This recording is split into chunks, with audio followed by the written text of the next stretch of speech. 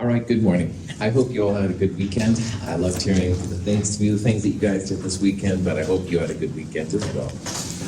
Well, last weekend was focused on things like sig figs, density, depth, like that. This week, we're going to be studying a lot on what makes up an atom and also how to name the compounds. So it's a little different focus than we saw before, but it's actually cool. Now, for those of you with lab today, at 1 o'clock, 1:10, in 2501 upstairs, all right, we'll go over problem set number 2, and quiz number 2 will totally have questions from problem set 2. So look over that material, be good to go. There's a sample quiz in the companion and online. You can see what I did. You'll also turn in the density lab we did last week, and we'll start the nomenclature lab. Nomenclature is how to name compounds. And that's really, really important, as we'll go over here in just a second.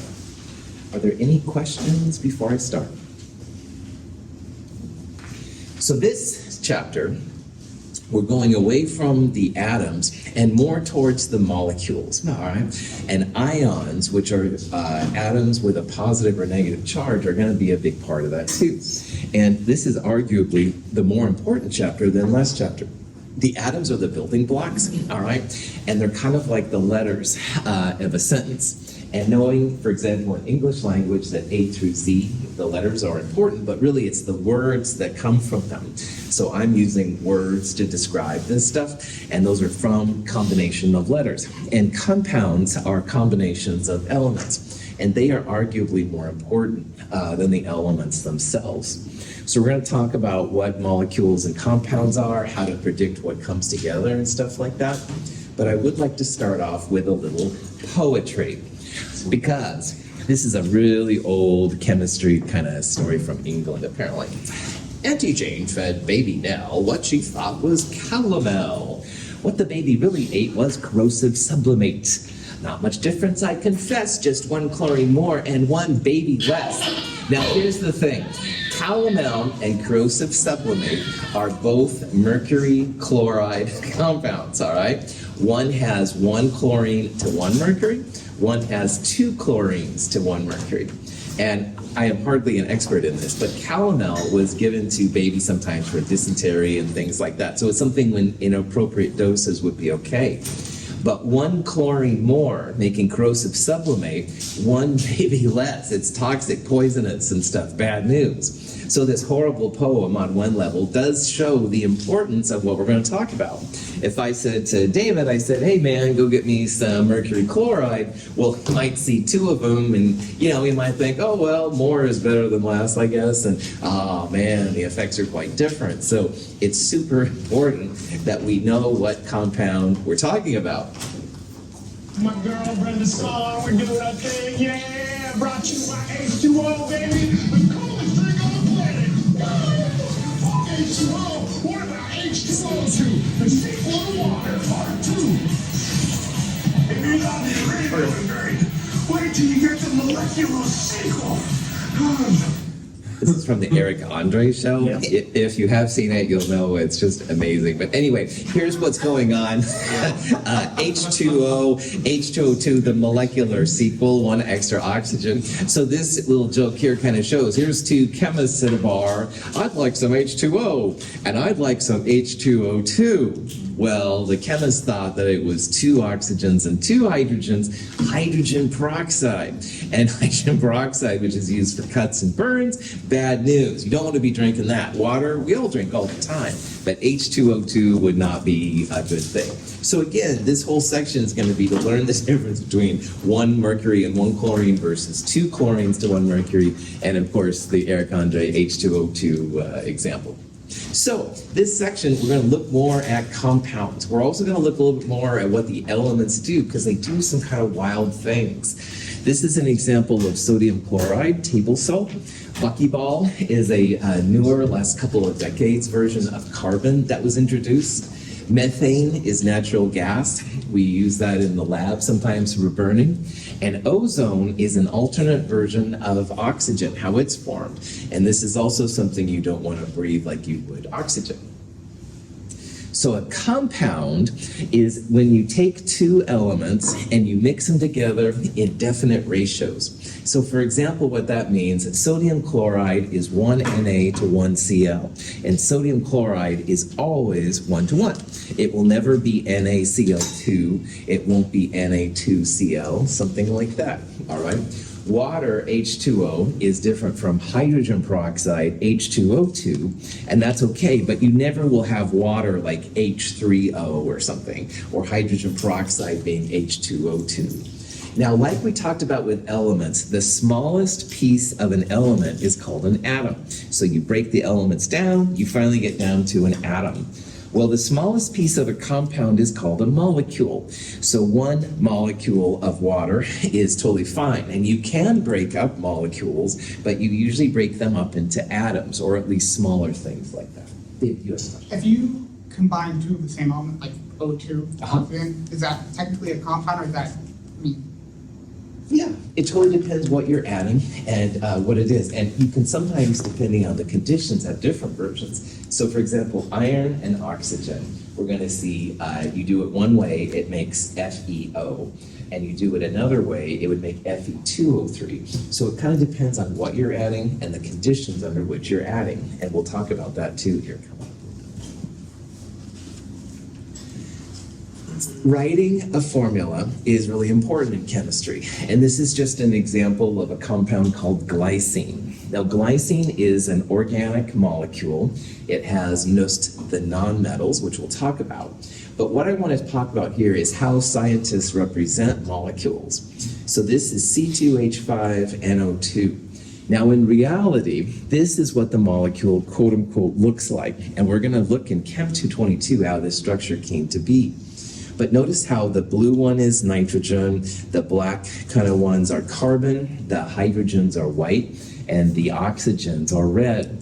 So this is what the molecule looks like in space. And scientists can't always draw this out. I can't draw very well at all. So this is a formula for it, all right? It kind of squishes all the atoms down so we can quickly talk to each other about what atoms are in glycine.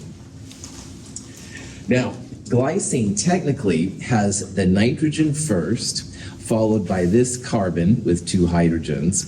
Then there's a carbon with an oxygen. Notice the two lines there, that means something in Chem 222. And then there's an OH. So sometimes instead of writing it C2H5NO2, scientists will write it kind of stretched out. And this actually is useful to chemists because it kind of shows how the molecule is put together. Now, obviously, this takes more work than this one does right here. So more often, we're going to see formulas written like this. But if you do see one written out like that, where there's a couple versions of carbon, a couple hydrogens, you can quickly convert this into this and stuff using these kind of rules. A structural formula, which is what both this one and this one are, tries to show information about how the atoms are put together. And right now, we're just going to mention it. In Chem 222, we're actually going to go into the rules to see why this molecule looks this way. But this and this are both this and this. They're all the same thing. But you will see in chemistry them written different ways. And chemists can use these different ways to kind of figure out how it's going to react, what it's going to do if you put it next to something else, like what David said, like you could put glycine with different chemicals and it'll do different things. Knowing what it looks like, quote unquote, will help you to figure that kind of stuff out. Once in a while, you'll see this kind of bulbous kind of version. And the people that are more into physics like this. This is called space filling. Space filling actually is more what the atoms look like. We're going to see that these electrons kind of are moving all around, especially in a molecule like glycine. And you don't really have nice little sticks next to balls. So the ball and stick is very helpful because you can see what the atoms are. But space filling is actually more what the atom looks like. You've got these big electron clouds kind of smashed next to each other. Space filling, honestly, isn't very helpful when you're at this level of chemistry because it's kind of hard to tell that these are two separate carbon atoms and this is oxygen up here and it's different than this oxygen right there. But I do want you to see this because once in a while it pops in. This is another example of ethanol. This is drinking alcohol. Just so you know, kids. But anyway, these are all different ways to represent what ethanol looks like. All right. And notice here how, like here, there's kind of like a V shape. And it's hard to see, but there is kind of a weird V shape here. Once in a while, you'll see drawings like this one, which is called a perspective drawing. The dashed lines, like that one, those are hydrogens, in this case, going into the board. And the darker, what they call wedge lines, those are coming out. So you can imagine like this oxygen right here is in the screen, and this hydrogen's going backwards, back to the screen, and this carbon is coming out at us, all right? Obviously, ball and stick is cooler than perspective. When I was in school, this was very common. Now these are more common, which is probably good. So you're gonna see all these listed different ways, just different ways to represent how they go together.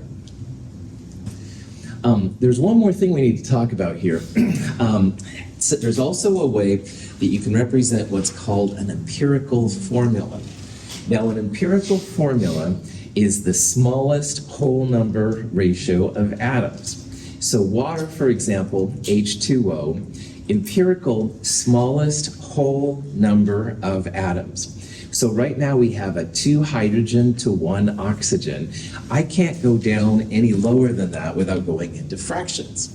So empirical smallest whole number of atoms. H2O is the same as the molecular formula. And this is what it looks like. The hydrogens are actually on both sides of the oxygen. If you compare this now to hydrogen peroxide, which Eric Andre there said was H2O2, which is correct, now we have 2 oxygens and 2 hydrogens. And we can divide both of those numbers by 2 to get an empirical formula of just HO. This is going to be important in this chapter, so that's why I'm bringing it up. So this one, molecular and empirical formula, are the same. Like you don't want to go 1 to 0.5, no fractions with empirical formulas, whole numbers only. But here we can divide both of these by 2 to get just HO. And this is what the molecule looks like. Here's just some more examples. Ethylene and ethane are very similar. The ethane has a little bit more hydrogen than ethylene does. But you can see here you can divide both of these numbers by 2 to get CH2. So that would be that empirical formula. You can divide both of the numbers in ethane by 2 to get CH3, et cetera, et cetera. Finally, I do want to point out, and this is something we'll talk about in Chem 222, sometimes formulas will have the same molecular and empirical formulas, but they're quite different. So for example, ethanol, I said earlier, is drinking alcohol. Just say no, but it is something you can drink. Dimethyl ether has the same formula. It's different orientation in space. So notice that here the oxygen is next to a hydrogen. This oxygen is between 2 carbons. This is a gas. This is sometimes what they put it over your mouth, it'll knock you out. Anyway, same formula, but quite different properties. And these are just some of the things we'll see in chemistry. But for right now, this slide, what's most important is I want you to see this molecular and empirical formula thing. It's always the smallest whole number version of the molecular. So you can't go 2 to 1 any farther if you want to keep whole numbers, all right?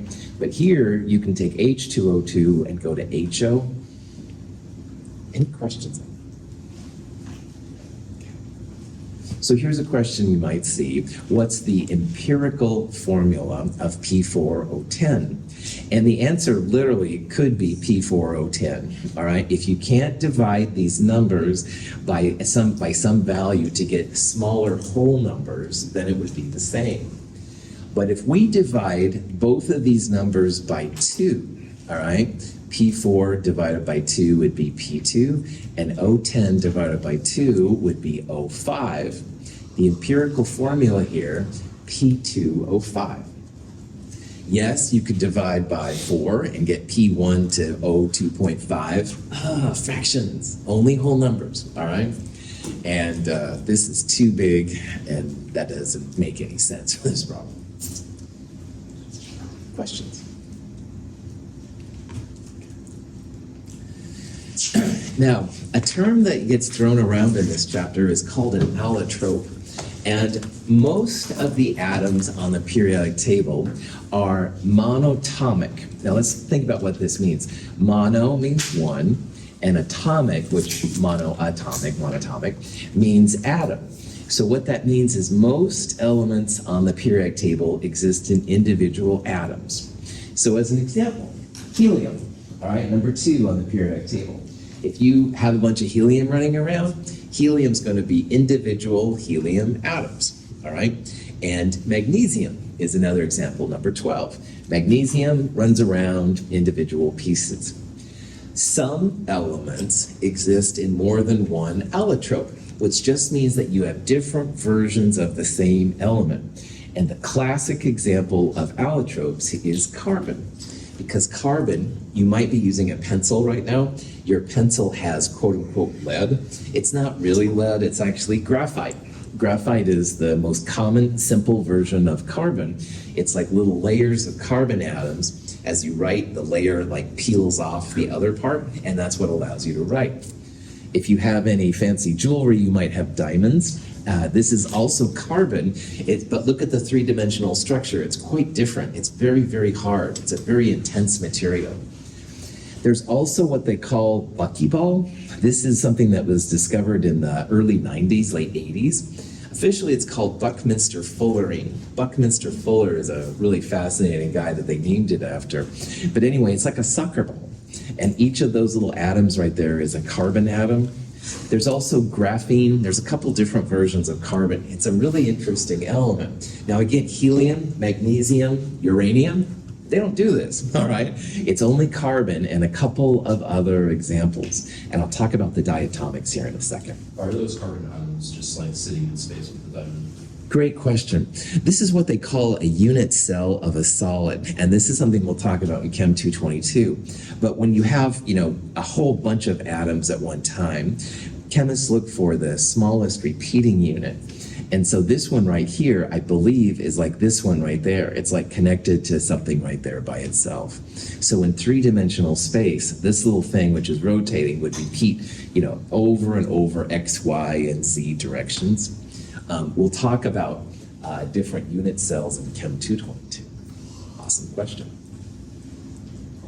Yeah. Where are buckyballs even used for? So far, they haven't had a lot of use. They're hoping, and there are people working on this. This is all carbon, and it would get through a cell in a human being pretty easily. So if they could put some kind of anti-cancer drug in the middle, the buckyball would go through the cell wall. It would release the anti-cancer drug where the cancer actually was and do things. I don't think that's hit the market yet, but that's one thing that they're thinking about. All right. There are 7 elements, though, that aren't monatomic. They do exist in pairs, and they're called the diatomics, and they're super important and stuff are coming up. So the 7 diatomics are important. Now, this little acronym, again, just say no, kids, all right, just to make sure I'm clear on that kind of thing. But anyway, have no fear, a nice clear brew. Anyway. Root beer, of course. Anyway, again, most elements, all right, exist by themselves. But these 7, all right, have no fear of ice clear brew, H, N, F, O, I, C, L, and Br, always, for us, exist in pairs, all right? So you don't usually see like individual hydrogen atoms. You'll see 2 hydrogen atoms linked together. And the oxygen we're breathing, it's not individual oxygen atoms. It's almost always O2, 2 oxygen atoms coming together. Now again, if you have helium, or you have magnesium, or you have basically anything that's not here, then it's going to be monatomic. But these 7 are really important to us.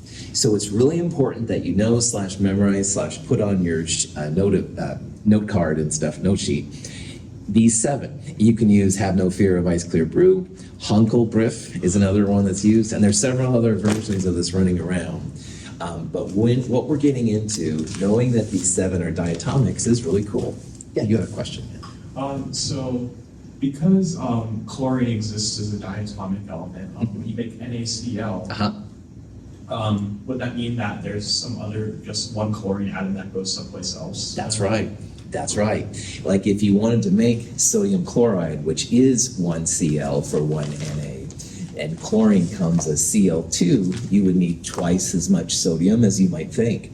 And that's when we get to the reactions that are going to be so important. Yeah. And if you think that chlorine is just Cl, then you won't have the right amounts and stuff. Yep, you're seeing the future. We will talk more about why this is so important coming up. But again, for right now, Hunkel Brief, have no fear of ice clear brew, super important. This is a slide I saw. They're actually seeing oxygen created on a leaf. I'm just amazed. But anyway, this is like the little leaf and stuff, and they're watching it being created. The sunlight comes in, chlorophyll. All you biology people probably know more about this than I do, but I was really fascinated by that, showing oxygen. And again, it is technically O2, not just O by itself.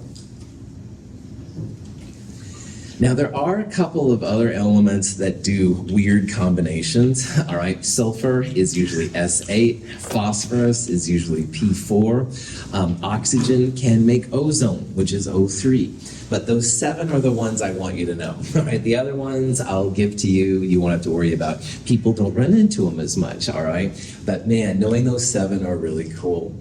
Once in a while, though, you will see problems where sulfur is listed as S8. So now you know it's an octamer, if you want to use the cool terms, which you don't have to. And actually, phosphorus has a couple different versions, which are pretty crazy. So now, when it comes to making a molecule, we have to know what kind of glue keeps the atoms together, all right? Because normally atoms just, oh, hey, what's going on? And they float away, all right? And the most powerful type of glue that chemists know about is called an ionic bond. And this is something we'll look at all the way through Chem 223. So an ionic bond comes from having a positive charged atom and a negative charged atom. So I'm going to start talking a lot about cations and anions. And if you call it cation, I won't be mad. But officially it's cation and anion. And a cation is when you have a positive charge ion. So as an example, metals like sodium here usually love to lose an electron or two. Sodium, as we're going to see, loves to lose 1 electron. Now normally sodium on the periodic table, Na, it's number 11.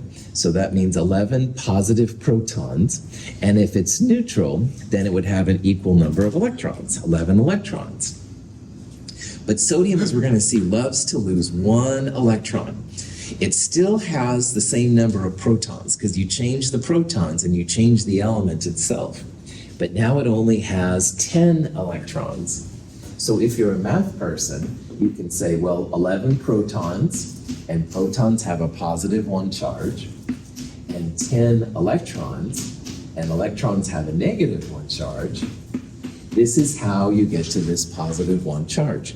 It's literally the protons plus the electrons charge to figure out what's going on. So we're going to write Na plus a lot, and that would be a sodium cation, a positively charged ion. And notice that usually the charges are in the upper right-hand corner. Now, the nonmetals, which are in the upper right-hand corner of the periodic table, they usually like to gain electrons. So going back to the example of sodium chloride, which was so cool you brought it up, chlorine is number 17. So that means 17 protons. So neutral chlorine, if you had an atom of chlorine, would have 17 electrons. It's going to take this electron from here. Sodium chlorine likes to gain an extra electron. So now 17 times plus 1 plus 18 times negative 1 becomes chlorine negative 1. This is a chlorine anion. And knowing how cations and anions make their charges, you can start making compounds with them. This is what an ionic bond is all about. Equal numbers of positives and negatives to make something neutral. Cations and anions might be a new expression for you. So, all right, I confess, I'm a cat person. If you don't like cats, I understand. But here's some way to help you remember what cation and anion is all about. Cats have pause. So cats, ions are positive. All right, this is chemistry. Cat memes will pop up once in a while in these lectures. I apologize, kind of, not really, but I do kind of. Anyway, cat ions are positive. I don't know of a cool expression for why anions are negative, but anyway, cats have pause, cat ions are positive. Questions? When a magnesium atom loses 2 electrons, it becomes a cation ion. Now, we just saw how sodium likes to lose 1 electron. We're going to see in a little bit here that magnesium likes to lose 2 electrons. So magnesium goes from 12 protons and 12 electrons to 12 protons and 10 electrons.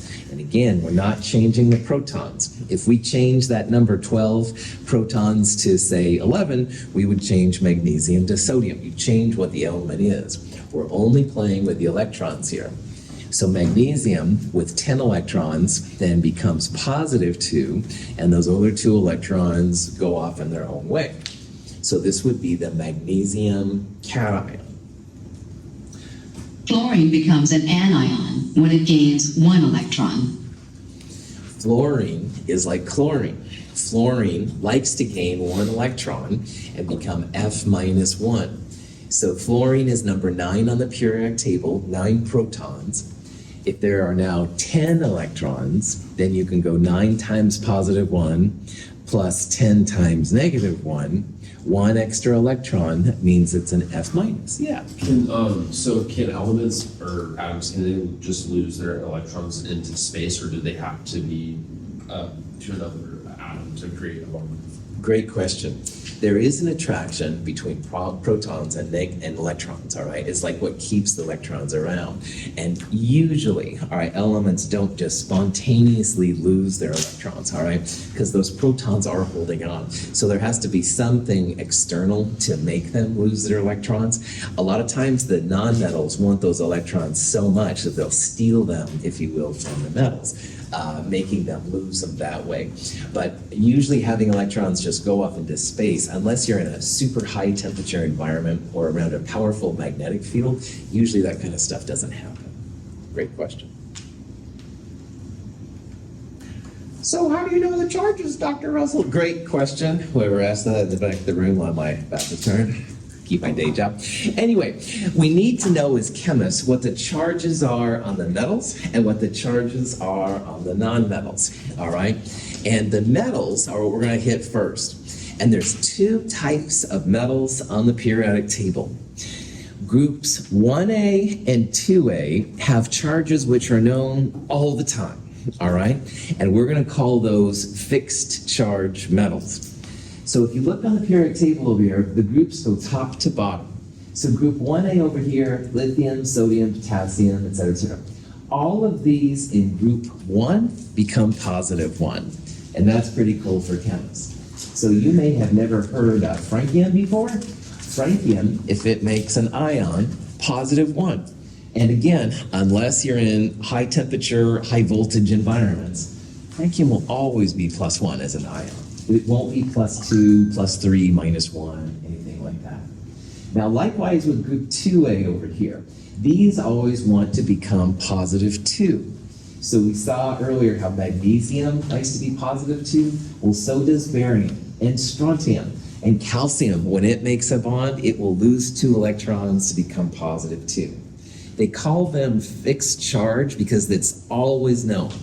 And by the way, when I, as a chemistry instructor, say always, that means 99.9% of the time. If you really want to make magnesium plus 3, yes, it can happen, but you have to have high energy electric fields. It's not something that normally happens for these. So I apologize for that confusion. Now, there's also a group of metals which I'll call the stairs. And I'm going to show you a picture of this, a better picture here in a little bit. These also have fixed charges to them, all right? Now remember that this is the metalloid line, this line that I kind of drew in right here. Everything to the left is a metal, and everything above it, up to the right, those are the nonmetals. So when it comes to the metals, group 1A, always positive 1. Group 2A, always positive 2. And I'll talk about the stairs over here in a little bit. Those are also fixed charges. So if I asked you what's the charge on magnesium, you would say +2 because it's a group 2A metal. All of the other metals, not the stairs, I'll talk about those in a little bit, but all the other metals, we don't know as scientists what their charge is going to be. So for example, iron, when David asked about making compounds earlier, iron is a great example of a compound that has lots of different positive charges. The most common charges on iron are +2 and +3. So if you said, hey, I've got this new compound with iron and oxygen, I wouldn't know what the charge was unless you told me. So the variable charge metals, which are everything not in 1A, 2A, and these stairs, which I'll talk about in a little bit, everything that's all the metals in there, you've got to put something next to it to tell the chemist what they are. And chemists use Roman numerals to tell what the charge is. So iron +2 would be iron Roman numeral 2. And that tells the chemists that you have a +2 iron. So this and this go together. And likewise then iron +3 would be iron Roman numeral 3. Vanadium +3 would be vanadium 3, etc., etc. If you have seen ferrous, ferric, chromic, chromous, don't you dare use that in my class. That's old school, it's confusing, and it's really outdated. We will use Roman numerals and Roman numerals only. So don't use ferrous, ferric. What even is that? It's an older school system. Let me think here. I have to remember, ferrous means more. So this would be like iron +3, and I think this is iron +2. I don't use it as much myself, so I may have that flipped. But just don't use it. All right, Roman numerals, 21st century, man. This was something they used before the Roman numeral system came out and stuff. So if you use it, I will still shake your hand. Don't worry about it. However, please use the Roman numerals. That's the cool way. All right, so here's a question. What is the probable charge on a barium ion? All right, now barium is number 56. Z is the atomic number, so that represents the number of protons. So to figure out what the charge is on barium, first of all, the only time you know for sure what the charge is going to be on a metal, and everything to the left of this line is metal, the only time you're going to know for sure is if you have a 1A, a 2A, or the stairs, which I haven't talked about yet. So barium is a 2A metal. What's going to be the charge on the barium? +2. +2, exactly. That's right, +2. So you can write it as Ba +2 right there. The charge on the system always goes in the upper right-hand corner. The lower right-hand corner is if you have like CO2, like if you have more than one atom. So you wouldn't put the charge in the bottom, you'd put it up on the top. You can write it +2 or 2+. I think technically you're supposed to write 2+. I will take it +2. I don't have a problem with that. Any questions on that? Okay. Now, in addition to 1A and 2A, there are these stairs. And there's what they are exactly. On the periodic table, aluminum's number 13. That's the highest point of the stairs. So aluminum, gallium, and indium, that's like the third step. And right to the left of it, zinc and cadmium is the second step. And silver right there is the first step. And for whatever reason, and I don't understand it either, these 6 elements are just as consistent in their charge as group 1A and 2A. So the stairs on the metals also have fixed charge. The third step, 3 elements, all +3. The second step, 2 elements, all +2. And silver, the single step, 1 element, +1. So these are the other fixed charge metals, all right? Group 1A, +1. Group 2A, +2. And the stairs here go +3, +2, +1. Now, the nonmetals are sometimes really important for figuring out charges, not only on the fixed charge metals, but all the other metals, the variable charge metals. And thankfully, the nonmetals almost always have fixed charges as well. Now, if you're a math person, all right, You can figure out the charge on a nonmetal by taking its group number and subtracting 8. Now, this is where it's really important to use my quote-unquote American version of the periodic table. In this periodic table in this room, it goes 5A, 6A, 7A, 8A. That's the American version. And so if you take, for example, 7A of fluorine, 7 minus 8, F is always F minus, as long as you're not in high temperature, high voltage kind of things. And everything in that column is the same way. So fluoride, chloride, bromide, iodide. Notice how the names have changed. Fluorine becomes fluoride. Oxygen becomes oxide. If you hear that IDE, that means it's a more negative part of the compound, and that's also important to chemists. So everything in group 7A that we use is 7 minus 8, negative 1. Group 6A over here, 6 minus 8, those are always going to be minus 2. I only have oxide and sulfide listed here, but it's also selenide, it's telluride, the other elements under there too. These are just the most common ones. Group 5, 5 minus 8 minus 3, so nitride, phosphide below it. Once in a blue moon, you'll have group 4 even, 4 minus 8, negative 4. So carbide, if you've heard about that, that's it one. So nonmetals, fixed charge, group number minus 8 using my preferred version of the periodic table, and change the names to IDE. Is group 4 always going to be negative, or can it also be positive? Cool. So that metalloid line slices right through group 4. Like under silicon, germanium down there, all right? So arguably, germanium is more metallic. It's at the very least like a metalloid. Germanium, tin, and lead, I would argue, would be more positive, while silicon and carbon would be the only ones that would be negative. Same thing for group 5, like underneath it here, antimony and bismuth, those are really more metallic, so they would be more positive. So mostly these rules are just to things above the metalloid line. Good. That was a cool comment. Questions? So let's say that I asked you, what's the probable charge on a phosphide ion? What I would do here, IDE means that you change the name from whatever it was to IDE. So what element is phosphide? Phosphorus, absolutely. So if you look at phosphorus, P, you look at the group number, which is 5. Excuse me. 5 minus 8, phosphide is going to have a negative 3 charge. Excuse me, I thought I was going to sneeze there. So phosphide, when it's in the wild, would be at negative 3. Yeah. So I essentially dictates that it is a ionic non-metal. Yeah, it's even, if you want to look at the bigger picture, IDE is the more negative part of the compound. And so we'll see other uses of IDE, but technically IDE is the more negative side. And most of what chemistry is all about is moving the electrons around. So knowing where there's more electrons can be super helpful to us and stuff. But for this discussion, yeah. Good question. All right, so this is just kind of a quick overview of all this stuff.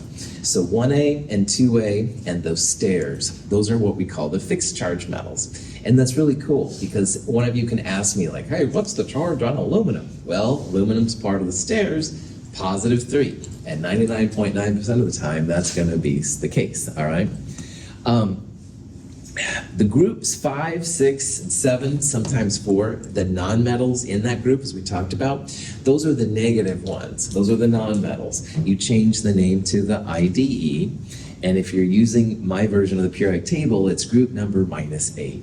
So iodine, which is in group 7A, even though it's close to the bottom, iodine, 7 minus 8, gets a negative 1 charge, and we do change iodine to iodide.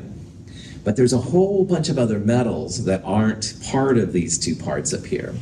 So as a quick review, again, the metalloid line, the nonmetals are up and to the right. Everything to the left is a metal. So 1A and 2A on the far left, and these stairs kind of in the middle, those are the only metals that we know for sure what charge they're going to have more often than not. iridium, manganese, lanthanum, uranium, even bismuth, lead, and tin, we talked about earlier. All of those metals, hard to predict. So those are what we call variable charge metals. If you tell me you have a cobalt, all right, you have a cobalt compound, great, I'm super pleased. I have no idea what version of cobalt you have, all right? You've got to tell me cobalt 2 chloride, for example. Cobalt 2 would mean cobalt plus 2, and you can have cobalt 3 and cobalt 1 and all kinds of things. So the Roman numerals are super important to let each other know what charge you're talking about. Cool. Now, one of the more challenging parts about naming is what they call a polyatomic ion. So we saw earlier, for example, chlorine becomes chloride, and it's always -1. And oxygen would become oxide, stuff like that. There are some combinations of atoms that are super stable, all right? And they just don't break up, and they're kind of like a big ion. And so these are called polyatomic ions. And you just about have to go through and memorize these crazy things. And I hate to ever say memorize, because I find that, personally, but wow, they're common. For example, cows, when they do their business in the field, lots and lots of nitrates in their waste. And there's so many nitrates, and they're so stable that it causes problems and stuff. You can look into that. But anyway, it really is important that you know that nitrate is NO3 - 1. So that means a nitrogen, 3 oxygens, and those 4 atoms together have a -1 charge. Permanganate has been used, several people have told me they used to use it where they used to live. Apparently it's used for cleaning off things that might have been exposed to cow feces or whatever, I don't know. Anyway, permanganate is a beautiful purple color, which is cool. However, it's also pretty stable. This is a manganese and 4 oxygens, and those 5 atoms together have a -1 charge. Phosphate, sulfate, carbonate, these kind of things may be familiar to you, they may not, but they're super important and they will pop up a lot. So you can put these on your note sheet, you can memorize them. I recommend like flashcards or a flashcard system. You can have nitrate on one side and NO3- on the other. And you're waiting for the bus, waiting for dinner to be made, whatever, you gotta start flipping through them, man. And the more familiar you are with them, the easier it is. There are literally thousands of polyatomic ions, and you do not have to memorize thousands of them, I promise. But I want you to know there's a gazillion of these out there. So this is a bigger list, all right? And in the lab this week that we'll do this afternoon, we'll even show the ones that I kind of want you to know. Some of them make sense. The oxygen ones usually have an ATE or an ITE in them. So like notice here, here's a whole bunch of chlorine oxygen ones, ITE, ITE, ATE, ATE. Cyanide over here doesn't have any oxygens, so it doesn't have an ATE, ITE. There's little hints that I can share with you to hopefully make this process a little better, but just realize almost all of them are negative except for ammonium. Ammonium is a positive polyatomic ion. It's also really common. This is the only positive one that we'll deal with mostly. All right, so which of these polyatomic ions probably does not contain oxygen? And this is the question. If you look at the endings, ATEs and ITEs almost always have oxygen in them, all right? So of all of these, you can fully tell, cyanide does not have an ATE or an ITE ending, so cyanide would be the answer here. Cyanide is just carbon and nitrogen. This is an O3, O4. This is just 1 oxygen. This is 4 oxygen, excuse me. So you kind of have to know like which is which. So. Now, if polyatomic ions are completely new to you, I do have one handout that might help. And it uses a very silly story, acronym, whatever term you want to use. Here's the little expression. Nick the camel brat ate icky clam for supper in Phoenix. And you're like, okay, and I'm a vegetarian, so I don't recommend you eat clams, by the way. But anyway, for this example, Nick the camel brat ate icky clam for supper in Phoenix is actually a way to figure out how many oxygens go with the central atom and the charge on it too. So let's look at Nick. Nick has one vowel. Vowels are A-E-I-O-U. Number of vowels represents the charge. So Nick has one vowel, -3. It has 3 consonants, 3 non-A-E-I-O-U letters. So that means 3 oxygens. And because it begins with N, this is the nitrate ion. Nitrate's really, really common. Nitrate, 1 nitrogen, 3 oxygens, -1, begins with N, 3 oxygens because of 3 consonants and a -1 charge. Phoenix down here begins with pH, so that's phosphate, all right? 2 vowels, O, E, and I, or 3 vowels, excuse me, makes it -3. 4 consonants, PO4, -3. This is one way to go through and figure it out. And once you know these are called the base polyatomics. There's variations from it, and we'll talk about how to get to those. But Nick the Camel Brat can be helpful. Now, you can also just go through and memorize. I didn't use Nick the Camel Brat when I did these. I just used good old flashcards, or the software. But the more familiar you are with these, the better. And again, I kind of apologize as a chemist to you because this isn't my favorite thing to do, but I really don't know like a cooler way to do these.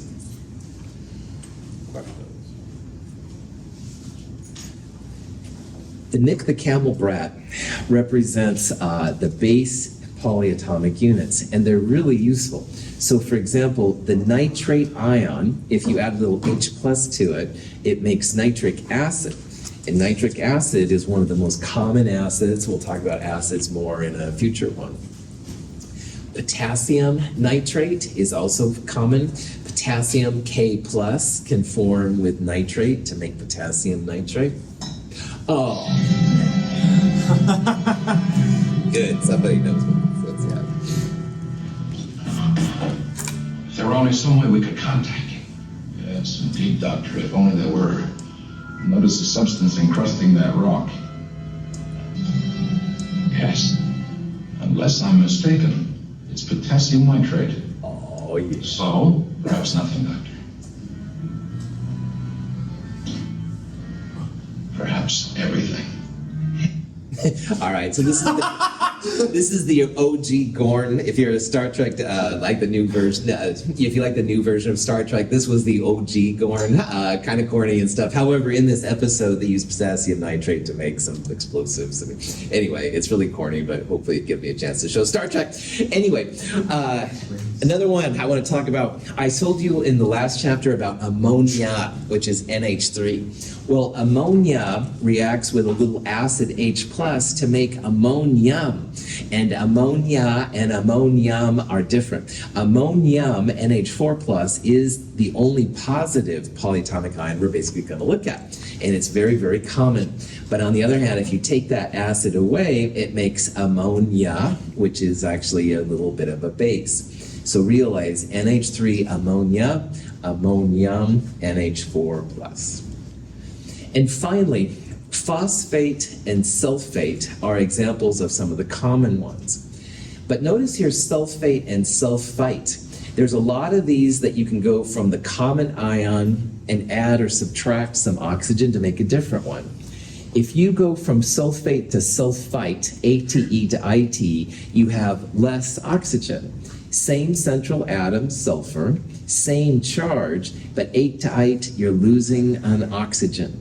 So sulfite SO3-2, sulfate SO4-2. Phosphate has a phosphite. Phosphite has 1 less oxygen than phosphate. That would be PO3-3. Same central atom, same charge, but 1 less oxygen as you go from ate to ite. So this is another use then for how these things work out. I'll leave on this particular slide right here. This is nitrate, the common version. If you go to nitrite, you have one less oxygen. Nitrite is in a lot of hot dogs, meat hot dogs and stuff like that. Be careful of that. But anyway, this little thing right here shows how this goes for chlorate. Chlorate to chlorite, you lose an oxygen. Hypochlorite, you lose one more oxygen. And if you gain an oxygen from chlorate, it goes to perchlorate. So we'll talk about this in lab today. We'll also talk about this more on Wednesday. Any questions on anything? All right, I'll see you all at 1 o'clock today and 1:10 and 25:01. Have a great day.